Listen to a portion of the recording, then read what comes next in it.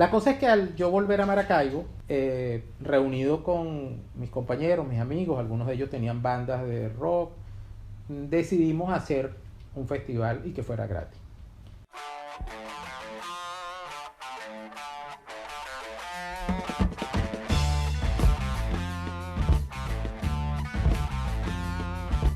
What demands gas in your mind? I see something strange in your eyes. I'm feeling in the air something blue. Come on, baby, tell the truth. Come on, lady, take my hand. Yeah, baby, I'll be your love. Yeah, yeah, yeah.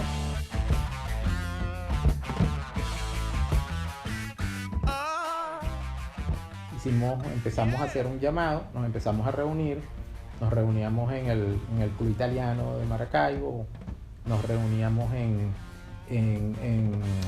unas escuelas de Aikido, de Karate, en donde algunos de nosotros estábamos, nos reuníamos en distintos sitios y fue creciendo el número de gente que le gustó la idea y que se fue anotando como voluntario en esta especie de iniciativa de hacer el Festival de Rock. Así es como nace la idea de hacer esto. Ahora, ¿qué era lo que nos impulsaba a hacerlo?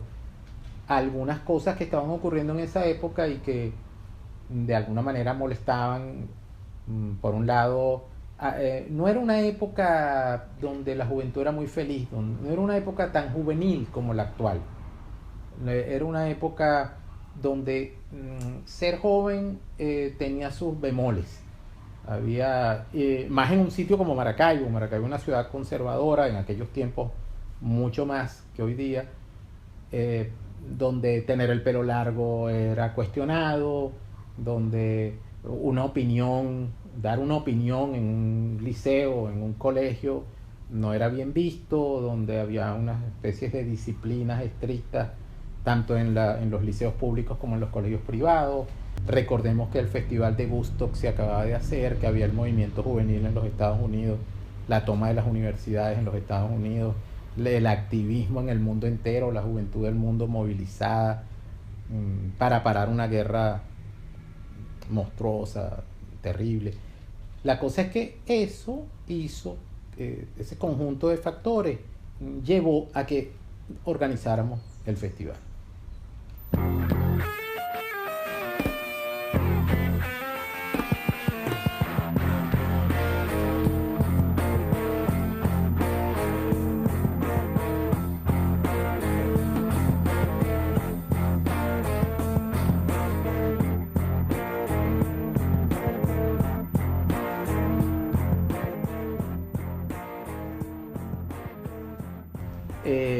Había, si se quiere, un clima político incómodo, donde la gente joven, más libre, más de pensamiento más liberal y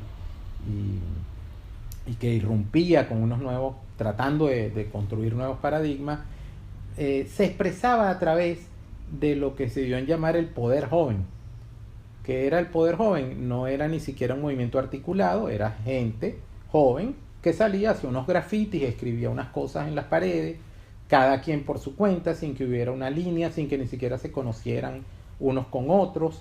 Se hacían escritos, se sacaban escritos que eran reproducidos con multígrafo y llevados a las puertas de los liceos por los mismos estudiantes de bachillerato. La gente joven, tanto del bachillerato como de la universidad, tenía su actividad de expresión a través de esta cosa que llamaban poder joven. Este era un sector, pues. Bueno, nosotros éramos unos muchachos, 17 años, 16 años, 15 años, 18, 19. Estábamos en ese núcleo, ¿no? Y entonces no sabíamos mucho cómo hacer las cosas. Bueno, empezó con un núcleo pequeño donde había compañeras de estudio de uno, Silvana Senatore, Wilma Di Brígida, Laura Antillano, mi hermana, Lucía Antillano. Empezamos un grupo, Ender Colina, que ahora es un artista, un pintor, Empezamos, y eso fue creciendo. El comité organizador en Maracaibo, lo que nosotros llamábamos pomposamente el comité organizador, llegó a tener 72 miembros, 72 personas. La gente se sumaba, cada quien se traía un amigo, un pana, alguien que quisiera, que se quisiera incorporar, que quisiera ayudar. No había ningún tipo de formalidad ni de requisitos. Lo primero que hicimos fue acudir a la Universidad del Zulia, a la Dirección de Cultura, y decirles que nosotros teníamos este proyecto, este plan, y el director de Cultura era el poeta César David Rincón, poeta zuliano, ya fallecido, profesor de la Universidad del Zulia, quien acogió la idea. Inmediatamente nos dijo que sí, nos dio el patrocinio de la universidad, nos prestaron un galpón que está cerca de la avenida 5 de Julio, donde nos reuníamos, y en fin, la universidad nos sirvió para darnos apoyo institucional, para prestarnos el sitio donde se realizó el festival, que eran los terrenos del antiguo aeropuerto de Grano de Oro. En esa época se había cerrado el aeropuerto de Grano de Oro, el viejo aeropuerto de Maracaibo, porque se había construido el nuevo, que es el aeropuerto actual, el de la Chinita. El viejo aeropuerto fue entregado a la Universidad del Zulia para que utilizara sus instalaciones.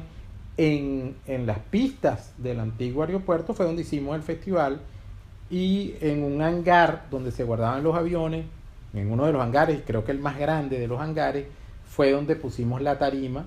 Cerrando el hangar estaba la tarima, y dentro del hangar estaba todo lo que era organización, el trabajo de las bandas, toda la cosa backstage, pues, o sea, era dentro de este hangar de aviones, ¿no? La universidad publicó incluso avisos de prensa invitando al festival, pero nunca intervino en la organización ni nunca nos puso trabas a nada. Nosotros hicimos autónomamente, voluntariamente, toda la actividad preparatoria. Bueno, el festival empezó un viernes en la tarde y terminó un lunes en la madrugada. Duró prácticamente 3 días. Participaron numerosísimos grupos, numerosísimas bandas, alrededor de 32 bandas de rock. Hubo también mucha participación individual, alguien que cantaba con una guitarra. Ahí tampoco había obstáculos, así como te podías incorporar al comité organizador. Si querías cantar en el festival, ibas, explicabas qué era lo que querías cantar, te anotabas y te dábamos una pauta de la hora y el día en que te iba a tocar. Había total apertura. La intención del festival era esa, era hacer algo colectivamente, de manera participativa, sin cortapisas, donde todos pudieran participar. Resolvimos los problemas fundamentales gracias al apoyo y la colaboración de numerosas empresas privadas. Fue una cosa que fue creciendo como una bola de nieve. Cada quien contactaba a alguien que sabía, que conocía a alguien, o tenía un tío, o tenía un papá, o traía al otro, y esto fue creciendo y creciendo y creciendo para que fuera posible este sueño, esta cosa utópica de hacer este festival en el Maracaibo de entonces. Una cosa que habría que tener en cuenta es que la posibilidad de que esto se hiciera, y se hiciera en paz, se hiciera sin que ocurrieran delitos, ni violencia, ni nada de esto, con disciplina, y a la vez una cosa maravillosa. Y también yo creo que ese resultado vino de esa libertad con la que se hizo, de esa capacidad de autoorganizarse, pues, y de ese deseo, de ese ímpetu en hacer una cosa bien hecha y hacerla sin ceder en aquello que era el carácter de protesta que tenía el festival, el carácter novedoso, innovador, en fin, fresco, la frescura juvenil. Eso se vio mucho allí. Las pistas del antiguo aeropuerto, en las imágenes se puede ver cómo las pistas se fueron plagando de carpas. La gente puso su carpa y se quedó a vivir allí durante esos 3 días. Era una cosa muy cómica porque era de alguna manera hecho en una ciudad donde nunca pasaba nada ni parecido a eso. Entonces fue un poco extraño. Entonces, bueno, había de todo.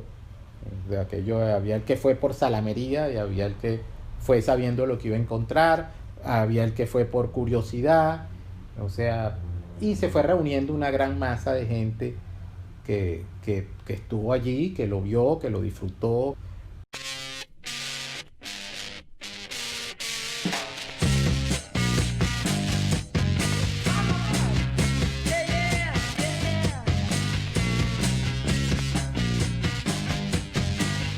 One day to the week, I see you, and you don't love me. Save me, baby.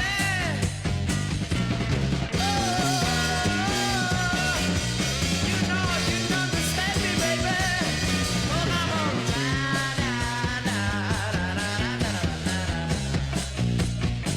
Come on. You know. Save me, baby. Why you don't love me? You can save me. Oh, save me, baby. Oh, I need you so.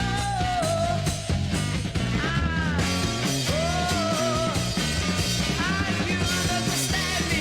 Why? Oh, yeah. Oh, I know. Yeah.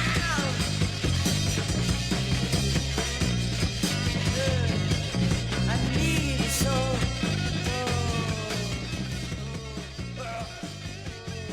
El festival tuvo sus adversarios, por supuesto. Fundamentalmente, y es una paradoja que así sea, la adversión por el festival provino por un lado de la Iglesia Católica de entonces, pero igualmente el festival fue adversado por el Partido Comunista. El Comité Regional del Partido Comunista en el Zulia sacó un comunicado que repartió incluso en el mismo festival, entre los asistentes al festival, un comunicado escrito que reprodujeron y llevaron a los periódicos y a las radios, donde calificaba a los que hacíamos el festival como, recuerdo una frase muy cómica que era pseudo revolucionarios depravados.